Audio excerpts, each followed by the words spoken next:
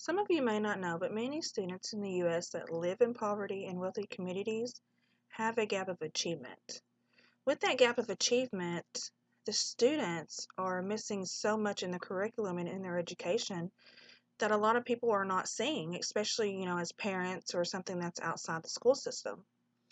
With something called project-based learning, this is something that is an absolute and a powerful tool. We can connect students with their communities, real purposes and audiences, and a way to also make student achievement more effective. For those of you who do not know, project-based learning is a student-centered and also involves a dynamic classroom approach. It is more of an active learning and a based learning style.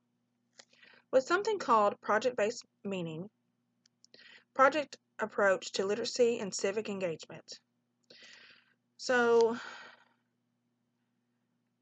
when the second grade class, through the video, when they did their testings, they picked 40 school districts that were in low poverty and chose 60 schools. They divided them in half. Let's see, high poverty, low performance school districts. Half of the teachers were to teach the student-based learning, and the other half were to teach regular curriculum. Now, keep in mind that these teachers were inexperienced, were randomly picked to do the student-based learning. And at the end of the school year, when they were tested, the students were tested. The ones that had the project-based learning had the higher score of achievements. So this is a sign, and well, I technically wouldn't say sign, but this is something that can be thrown at us and still be achieved. So can you imagine if our teachers, learn more about project-based learning and we include that in our curriculum, how much higher the education of our students can be. As teachers, we must involve our students. When we are able to involve students with real-life active learning, students have a better understanding in what they are learning and in their own education. When you have students that are interested in their education, they will also be interested in their community. I like how the teacher had taken his students, on a field trip to a park, and all the students, every single one of them were involved. They wrote down, things that could be fixed at the park, things like that, and they all got together as a classroom, as a team, and they discussed everything in PowerPoint, drawings, etc., of what could make the playground a better place.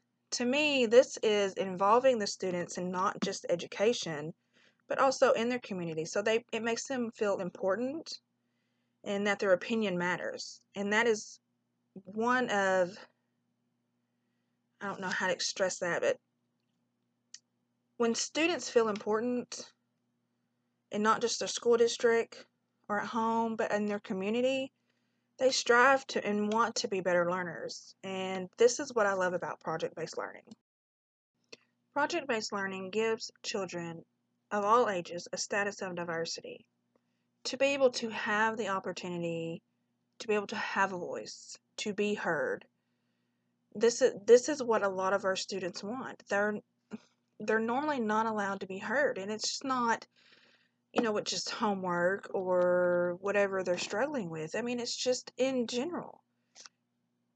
Even though these are students and we are adults, we're not too much different. We may be taller, we may look older, we may be a little more wiser, but look at you. You want to be heard. I want to be heard. Everybody wants to be heard. So why not let the students be heard? Students are able to be engaged. That's what they want. They want to voice their opinion, give their opinion. Why not engage them in anything and everything that we possibly can? As we see, project-based learning can help fill this gap. As it has been shown, project-based learning has proven itself. With the full support of teachers, this project-based learning is very important. This is why it should be used in our curriculum and used in our classrooms. This is why as teachers we should keep up to date on our knowledge when it comes to project-based learning. This is why teachers are given professional development days. Use them wisely, use them for our students.